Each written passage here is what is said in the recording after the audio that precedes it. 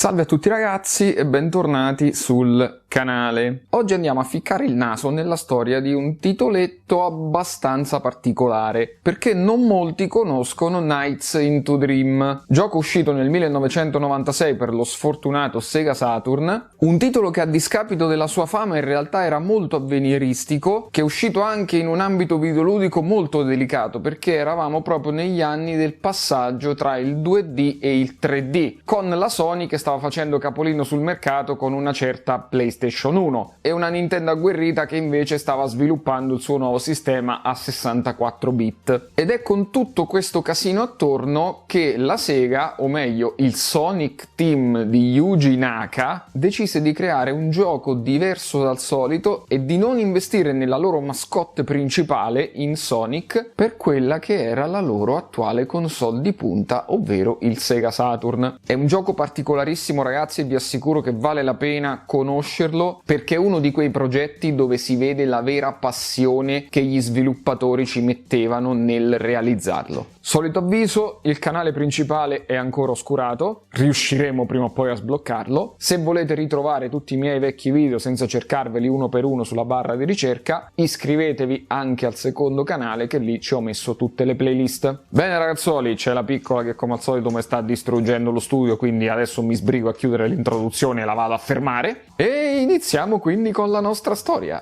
Io vorrei sapere perché tu c'hai l'interruttore quando io mi metto a fare i video. Stavi a dormire fino a 2 minuti fa!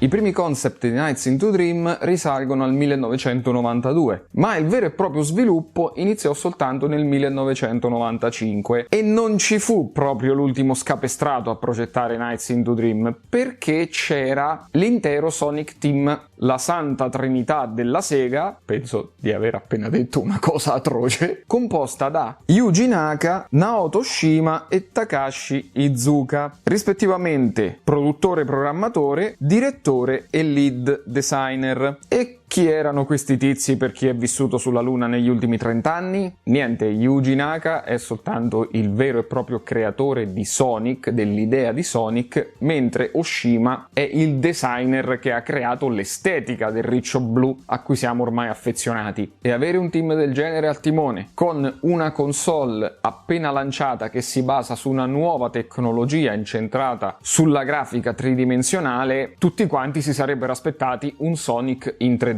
Anche perché, ne abbiamo parlato nella sua storia, la mascotte di Sonic, questo personaggio, nasce proprio per contrastare un po' tutto quello che era Mario, la mascotte della Nintendo. Un umano che procedeva abbastanza lentamente tramite tutti i livelli del platform. Ma Yuji Naka questa volta non voleva utilizzare la stessa mascotte, perché voleva creare una rivoluzione nel genere dei platform e racing games. Voleva aggiungere quel qualcosa in più di particolare rispetto alle meccaniche che aveva Sonic, quindi non poteva utilizzare lo stesso personaggio. Proprio per questo lui e Oshima crearono Nights, un personaggio che doveva essere una rappresentazione della libertà presente nei sogni, un qualcosa che anche solo dall'aspetto visivo tu capivi che era in grado di volare e di librarsi in questo mondo fantastico. Poi c'è anche una particolarità: in diverse interviste Yuji Naka ha ammesso che questo è stato uno dei titoli dove ha dovuto studiare di più, perché è andato addirittura a leggersi tutti i vari studi di Freud, di Carl Jung, di molti esperti per cercare un modo per rappresentare in maniera quanto più accurata possibile questo mondo e queste sensazioni difficili da rappresentare. Immaginatevi se vi dicessi: ok, adesso descrivimi un mondo fantastico che potresti vedere soltanto nei tuoi sogni. E il bello del Sonic Team è che lavoravano all'unisono, perché Oshima aveva capito benissimo queste sue intenzioni, tant'è che Nights, il protagonista, non è né maschio né femmina, è un'entità generica, non so ai giorni d'oggi oggi come si potrebbe definire, visto quante ce ne abbiamo per definire i sessi, che però rappresenta perfettamente lo spirito che deve avere questo gioco. Definito il character design, adesso però c'era da parlare dell'aspetto tecnico, perché a quei tempi c'era anche la paura di sviluppare in 3D, visto che non l'avevano ancora mai fatto. E soprattutto il 3D aveva ancora grosse problematiche, perché la grafica era quella che era, tu potevi veramente contare i singoli poligoni che componevano un personaggio, e quindi Naka aveva paura che invece rispetto agli sprite in 2D si perdesse molto dettaglio. Anche perché, come abbiamo già visto nella storia del Saturn, programmare per quella macchina non era affatto facile. Il Saturn è stata la prima console ad avere un dual core, un doppio processore, che però condivideva lo stesso bus, quindi era difficilissimo riuscire a gestirli entrambi con l'accesso alla memoria principale. E come se non bastasse, non era nemmeno programmato in C ma in assembly, che è uno dei linguaggi peggiori al mondo, quindi ulteriori difficoltà sopra. Lo stesso Yu Suzuki affermò che soltanto un programmatore su 100 riusciva a sfruttare appieno la potenza elaborativa del Saturn, sfruttando adeguatamente entrambi i processori in parallelo. Questo solo per farvi capire quant'era difficile sfornare i giochi per sto coso. Nonostante tutte queste difficoltà, alla fine Yuji Naka fu spronato, se vogliamo, a sviluppare il gioco in 3 dimensioni. Mostrare quello che dovrà essere un titolo di punta in una console di nuova generazione in 2D sarebbe potuta essere una mossa abbastanza sbagliata a livello di marketing, e ovviamente a causa di tutte queste difficoltà i tempi di sviluppo si allungarono parecchio. Il Saturn era uno dei primi dispositivi della Sega ad utilizzare il CD-ROM, che ti dava fino a 560 MB di spazio, e Nights into Dream all'inizio doveva essere un progetto che al massimo ne avrebbe occupate 100. Alla fine dello sviluppo rischiarono di dover fare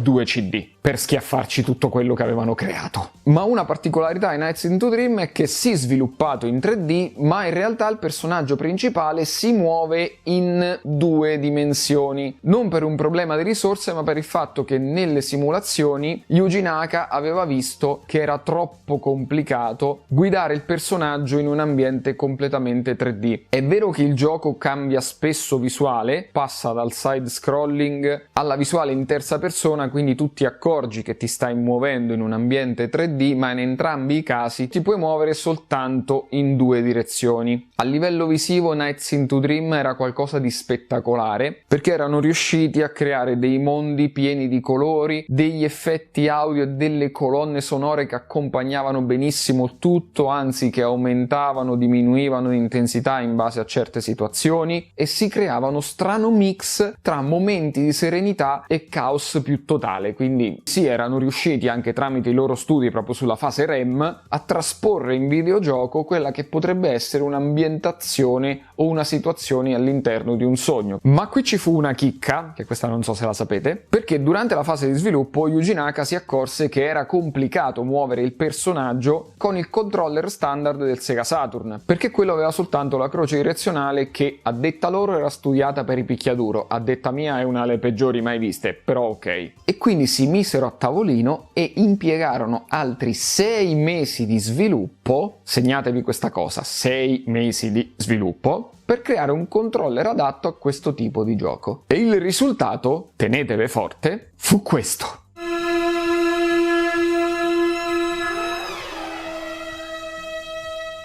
Sto bestione qui, il Sega Saturn 3D Controller, che sembra un controller del Dreamcast obeso, dove semplicemente, tra molte virgolette, avevano aggiunto una levetta analogica appunto per governare meglio il personaggio e dei tasti dorsali per fare alcune combinazioni o degli attacchi mentre sei in volo. E sinceramente, visto che dall'altra parte l'alternativa era il controller del Nintendo 64, alla fine mi viene da dire che forse questo era anche meglio. Però in realtà questo controller ha anche un altro nome, lo Spielberg Controller. Sì, proprio quello Spielberg, perché durante una visita agli studi del Sonic Team proprio da parte di Spielberg, Yuji Naka gli chiese di giocare a Nights into Dream con questo nuovo controller. Lui fu a tutti gli effetti la prima persona esterna al Sonic Team ad utilizzare questo bestione con Nights into Dream, e quindi da lì il nome Spielberg Controller.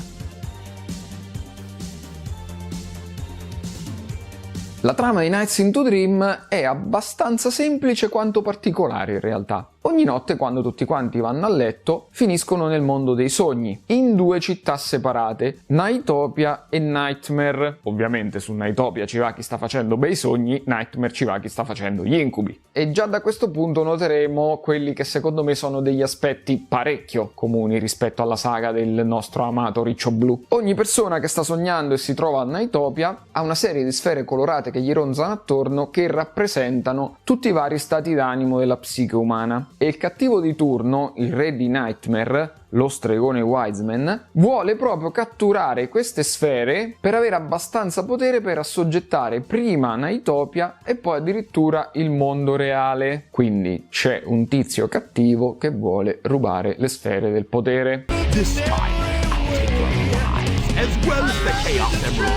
Ok, nulla di già visto. Per riuscire in questo intento creerà dei sottoposti, i Nightmaren si chiamano, che andranno a Nightopia a sottrarre queste sfere ai sognatori. Ne creerà di diversi tipi, tra quelli più comuni quindi e meno potenti, a quelli di secondo livello che poi saranno i boss che incontreremo durante il gioco, ma anche 2 di primo livello, che sono Knights e Reala, che guarda caso sono 2 entità speculari con gli stessi identici poteri, dove principalmente cambia soltanto il colore e il carattere. Vi ricorda qualcosa questo?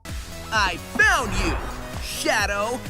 Sì, sembrano proprio Sonic e Shadow, ma è vero che Shadow è nato soltanto qualche anno dopo. Quindi qui mi sa che hanno fatto il contrario, cioè si sono ispirati a Nights into Dream per creare Shadow. Comunque Nights, il nostro eroe, si ribella al suo stesso creatore e viene quindi imprigionato in uno dei meccanismi che servivano apposta per contenere queste sfere rubate. E sarà grazie ai nostri 2 eroi che sarà liberato e inizierà la sua avventura. Perché noi in questo gioco prendiamo il controllo di 2 ragazzini, Elliot e Clarice, che hanno sperimentato le loro prime sconfitte. Elliot principalmente è un giocatore di basket che si è fatto fare un culo tanto dagli avversari, mentre Clarice è una cantante che però ha avuto il blocco sul palco e che quindi non è riuscita ad esprimersi. E la sera stessa, quando sono andati a letto, ovviamente hanno avuto un incubo. Riusciti però ad uscire dal Nightmare, dal mondo degli incubi, si ritrovano a Nightopia, invasa però dagli scagnozzi di Wiseman, che vanno però appunto a rubargli le loro sfere delle emozioni. Tutte tranne una però, perché entrambi posseggono la sfera del coraggio, l'unica emozione che Wiseman non riesce a rubare. E proprio grazie a questa sfera hanno il potere sufficiente per liberare Knights e unirsi a lui in questa avventura che lo porterà a combattere con tutti i sottoposti di Wiseman, recuperare tutte queste sfere rubate e poi alla fine combattere contro il mostro finale per annientare la minaccia che incombe su entrambi i regni. Nights into Dream a questo punto si divide in 7 livelli, però è progettato veramente molto bene, perché 3 li devi fare per forza con Clarice e altri 3 li devi fare con Elliot. E completati questi 6 livelli ce ne sarà poi invece un 7° dove saranno presenti entrambi i ragazzi. Ogni livello viene chiamato appunto Dream e è suddiviso prima in 4 mare o mer, non so come si pronunci, dei sottolivelli diciamo che tu devi completare per riuscire a sbloccare una alla volta tutte le sfere delle varie emozioni, e una volta finite queste 4 zone vieni automaticamente trasportato a Nightmare, dove invece combatterai con il boss di quel dream, di quel sogno. E questa è una cosa già bellissima, perché passi dalla spensieratezza, da questa sensazione di libertà delle 4 zone dove sì ci sono i nemici ma è tutto colorato, tutto a tempo musicale, tutto fichissimo, a quando invece comincia a prenderti l'ansia perché devi combattere contro il boss di fine livello e lì cambia la musica, toni più tetri, tutto molto più caotico. C'è una bellissima distinzione netta tra sogno e incubo. La meccanica del gioco è abbastanza semplice. Il tuo personaggio si trasforma in Knights e ha un tempo limitato per poter volare per tutto lo schermo, prendere tutti i componenti necessari a distruggere questi contenitori dove si trovano le emozioni per recuperarle tutte quante. Ogni volta che finisci un giro ottieni dei secondi bonus che ti mantengono la trasformazione. Al contrario invece quando un nemico ti colpisce perdi fino a 5 secondi di trasformazione. Se arrivi ad azzerare il tuo tempo ti ritrasformi nel ragazzino che a questo punto si muove in un ambiente 3D, stile Mario 64, che però deve correre per tornare a trasformarsi in Knights, e la cosa fichissima è che il nemico a questo punto è una sveglia gigante che ti corre dietro e che se arriva ti sveglia dal sogno, quindi ti fa uscire ed è game over. Quando siamo trasformati in Knights è quando giochiamo veramente, cioè possiamo attraversare il livello così come è stato progettato, secondo un binario, se vogliamo, prestabilito. Lo scorrimento del livello infatti è preimpostato, ma noi possiamo muoverci, possiamo andare più veloci, possiamo rallentare, dobbiamo riuscire a passare tra tutti i vari anelli che troviamo, perché c'è tutto un meccanismo di combo che ci permette di ottenere dei punti bonus eccetera, anche perché alla fine di ogni mare noi otteniamo un punteggio dalla F alla A che farà la media con le altre 3 sezioni e il boss per darti un voto finale di quel sogno. E proprio come su Sonic c'è la possibilità di rigiocare il livello per ottenere un punteggio migliore, anche perché soltanto se si ottengono almeno tutte C si riesce ad accedere al 7° livello, che poi invece è quello finale.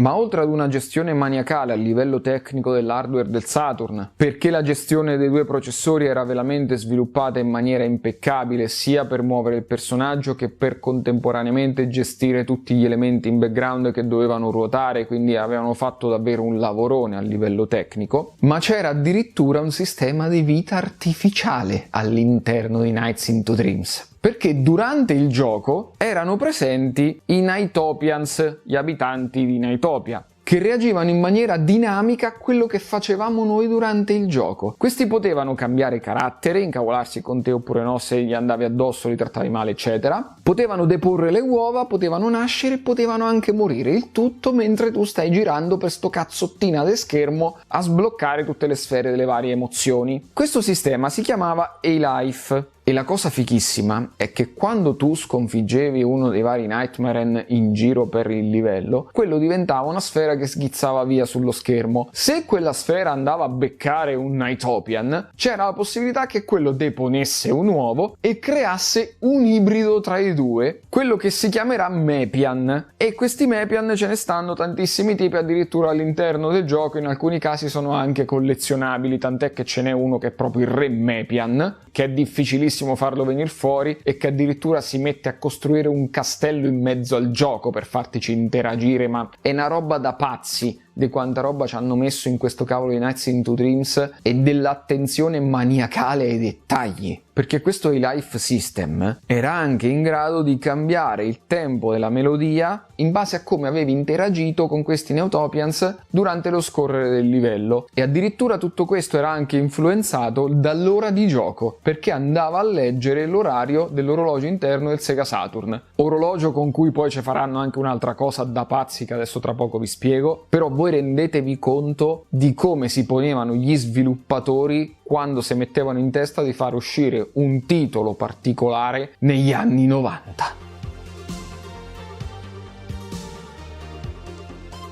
Nights into Dreams uscì ufficialmente nel 1996 e fu da subito molto acclamato dalla critica. In Giappone fu subito il miglior gioco venduto per Sega Saturn, con circa 400.000 copie vendute, mentre in America fu uno dei titoli più venduti nel Natale del 96. La maggior parte dei critici e delle riviste gli ha dato punteggi molto alti, assestandosi intorno ad un 89 su 100 come voto finale. Furono apprezzate soprattutto la grafica e la meccanica di volo, e in qualche caso venne definito anche la perfetta evoluzione di un gioco di Sonic. Sembrava effettivamente che Yuji Naka fosse riuscito nel suo intento di creare questa nuova mascotte legata al Sega Saturn che non fosse Sonic. Venne apprezzato addirittura lo Spielberg Controller, il fatto che con l'analogico si riusciva a comandare molto meglio del D-pad, grazie al cazzo, guarda come era fatti sti controller del Saturn.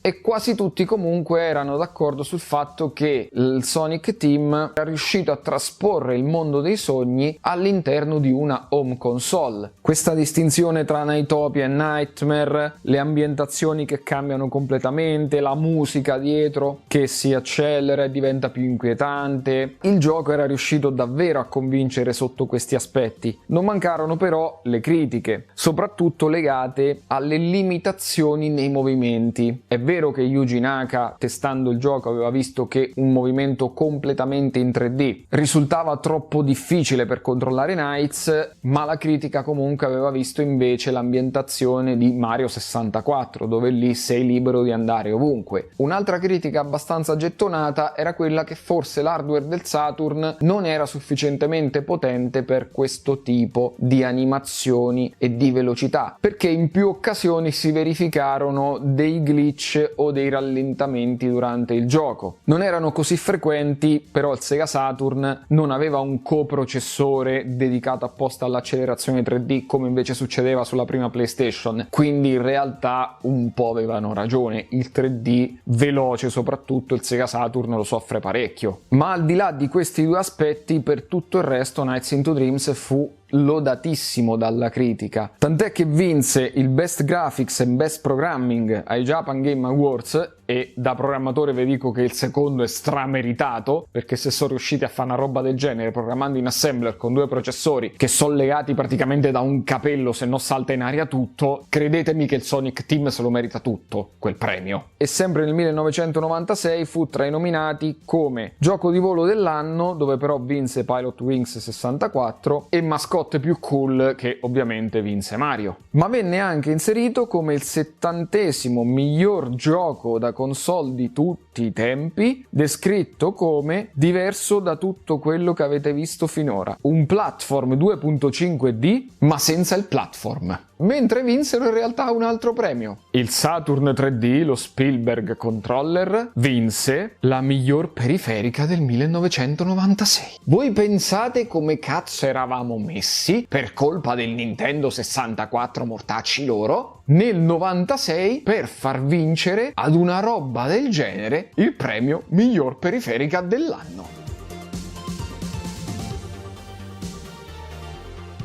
Visto il successo e la critica positiva che stava ricevendo il gioco, Yuji Naka aveva ancora qualche asso nella manica, perché voleva sfruttare Nights into Dreams per aumentare le vendite del Saturn, e proprio per Natale del 1996 creò una demo di Nights into Dream che probabilmente è la miglior demo mai creata nella storia. Impiegarono 4 mesi per sviluppare Christmas Nights into Dreams. Mi sta prendendo un colpo a forza di tutte stesse. Incluso in Giappone con il Sega Saturn Bundle, mentre dalle altre parti per esempio ti veniva regalato se compravi una copia di Daytona USA o altri giochi. Addirittura in altri paesi te lo davano anche col Sega Saturn Magazine. Christmas Nights cos'è? Uno spin-off dove troviamo di nuovo Elliot e Clarice che si accorgono che la stella dell'albero di Natale della loro città è stata rubata e quindi tornano nel mondo dei sogni per recuperarla. Ritrovano Nights e riparte la loro avventura. Tecnicamente all'interno di questa demo hanno rimesso soltanto il primo sogno di tutto il gioco, ma è come l'hanno fatto che è geniale. Che un titolo che si chiama Christmas Nights into Dreams ovviamente sarà a tema natalizio. Sì, è vero, le ambientazioni sono fortemente influenzate dal Natale, ma Yuji Naka tutto è tranne che un tipo convenzionale, e oserei dire un pazzoide, perché in una demo,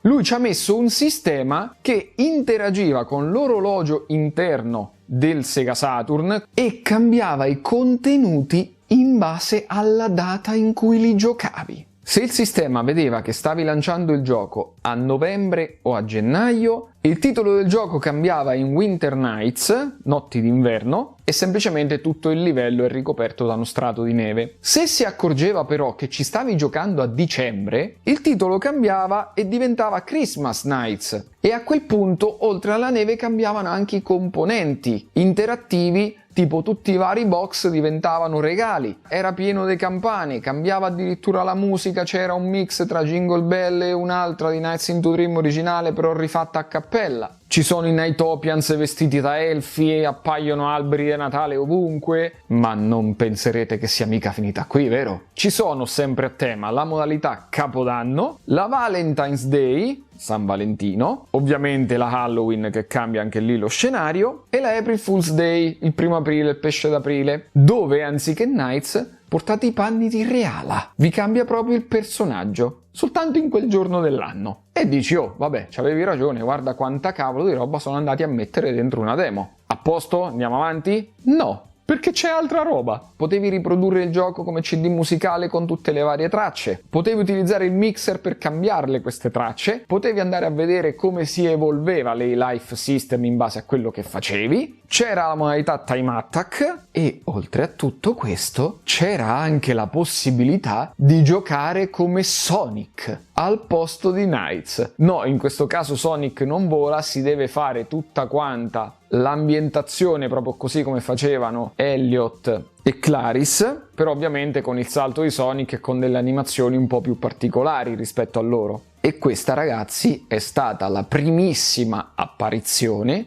di Sonic all'interno del Sega Saturn. L'hanno schiaffato come easter egg all'interno della demo di Nights into Dreams. Visto tutto il successo che Nights ha avuto, tutti quanti si aspettavano un sequel e in effetti era già pronto un prototipo sul Sega Saturn di quello che doveva essere il secondo capitolo, però come sappiamo il Sega Saturn andò male, durò pochissimo e quindi ormai era già iniziata la migrazione al nuovo sistema, ovvero al Sega Dreamcast, tant'è che nell'agosto del 99 fu proprio Yuji Naka a confermare lo sviluppo di questo nuovo capitolo, però per la console di sesta generazione, ovvero il Dreamcast. Purtroppo però nel dicembre del 2000 ci fu l'annuncio della cancellazione. È vero che Naka affermò che principalmente fu perché Nights into Dream non era mai nato per avere un sequel, quanto per dare un nuovo volto alla Sega, per mostrare le innovazioni che portava con queste nuove macchine, ma secondo me più che altro perché il Saturn andò male e il Sega Dreamcast di conseguenza non se la stava passando meglio. Il primo vero sequel arrivò addirittura nel 2007 e uscì per Nintendo Wii, Nights Journey of Dreams, questa volta sviluppato da Sega Studio America con soltanto Iizuka come produttore, quindi questa volta non c'erano né Naka né Oshima a seguire il progetto. Non è un gioco malvagio, vi consiglio di reperirlo perché alla fine si rifà molto al primo titolo, ha delle integrazioni con il Wiimote, dopo hanno fatto tutto qualcosa ovviamente perché la Nintendo Wii si basava tutta quanta sul movimento, però a differenza del primo titolo dove non c'era parlato, qui hanno investito molto di più sulla storia e hanno caratterizzato molto di più i personaggi. Mentre parlando invece di remake, sempre del primo titolo, ce ne fu uno per PlayStation 2 che uscì a febbraio del 2008, dove era inclusa una modalità 16 noni widescreen e la possibilità però volendo di giocare anche con la grafica classica del Sega Saturn. Ma in realtà ce ne furono anche altre due versioni abbastanza atroci. Ve li ricordate questi aggeggini che c'erano prima del Game Boy praticamente? Ce ne fu uno proprio di Nights into Dreams che purtroppo non sono riuscito a reperire, però ci vorrei assolutamente giocare. Ma ce ne fu anche un altro che uscì, tenetevi forte perché io questa non so se la conoscete, per Tiger Air Zone. E voi direte che minchia hai detto? La Tiger Air Zone è una console, non lo so sinceramente se chiamarla portatile handheld, che praticamente ti schiaffi un visore davanti un occhio con un pannellino LCD trasparente dove viene proiettato praticamente il gioco e tu perdi 1000 diottrie soltanto per vedere un risultato del genere. Vi prometto che se mai dovessi reperire questa periferica, a costo di perdere la vista ve la porto in un video, perché dobbiamo assolutamente parlarne. Ma ce ne fu addirittura una versione per Windows che uscì sul catalogo Steam nel 2012 e io qui rosico perché non ho capito per quale motivo l'hanno rimossa dal catalogo, se no vi avrei detto ragazzi, siccome anche in questa versione c'è comunque quella originale per Sega Saturn, andatevela a prendere dal catalogo Steam perché 5 minuti e siete pronti al gioco. Purtroppo però non è più disponibile e non so bene perché.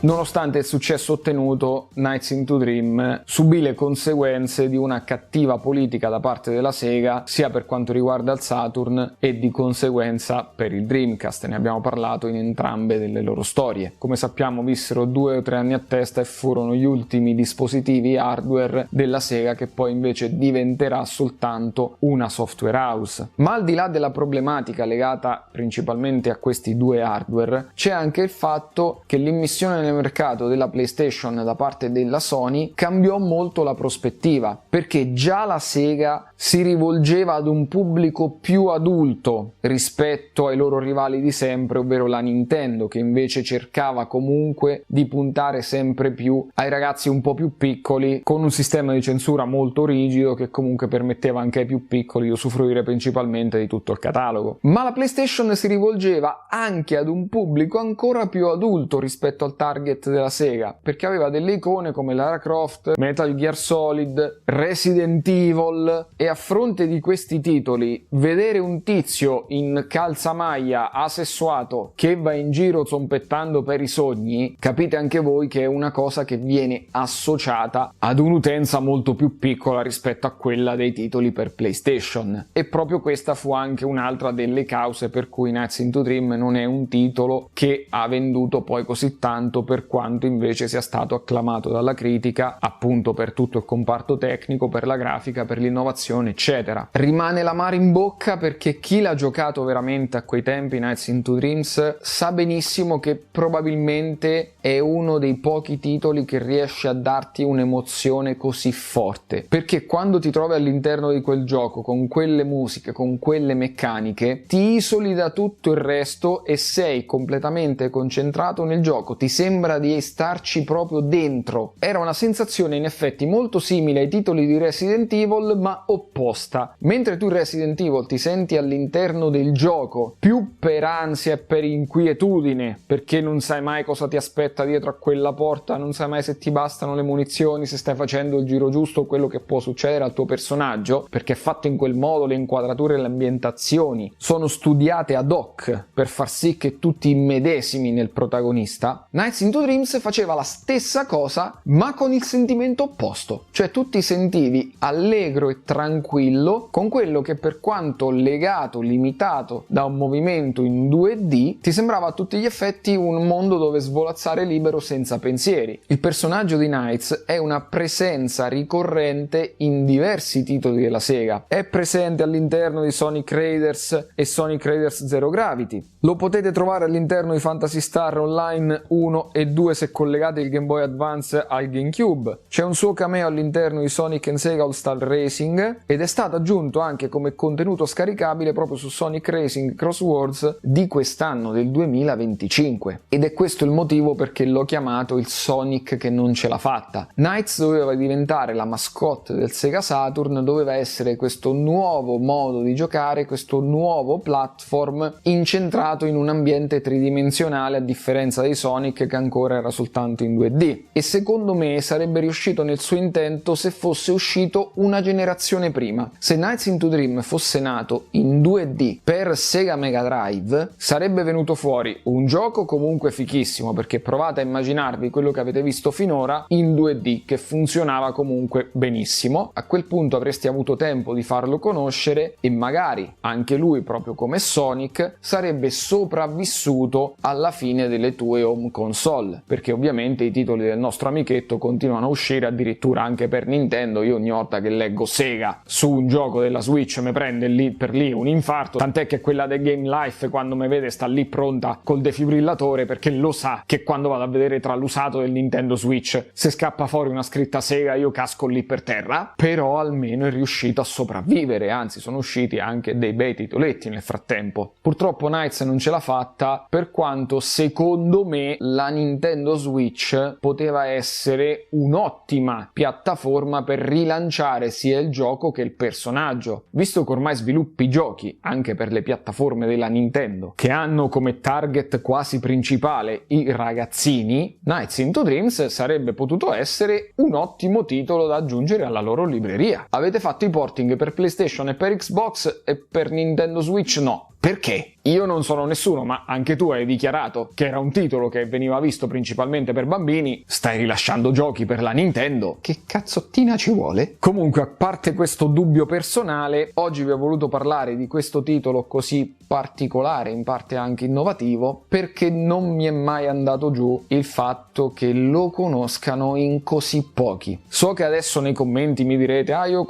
conoscevo, sì, ma credetemi che purtroppo non siete in tanti rispetto alla massa a conoscerlo. Se vi dico Sonic, tutto il mondo conosce Sonic. Ve dico Mario ancora peggio. Se ve dico Knights, anche chi lo conosce un attimo deve ripensarci e collegare. E questa cosa un po' mi dispiace perché sono pochi i giochi che riescono a darti quelle sensazioni di spensieratezza e tranquillità che riesce a trasmetterti Nights into Dreams. Bene ragazzuoli, per questo video è tutto e ci vediamo alla prossima. Ciao ciao!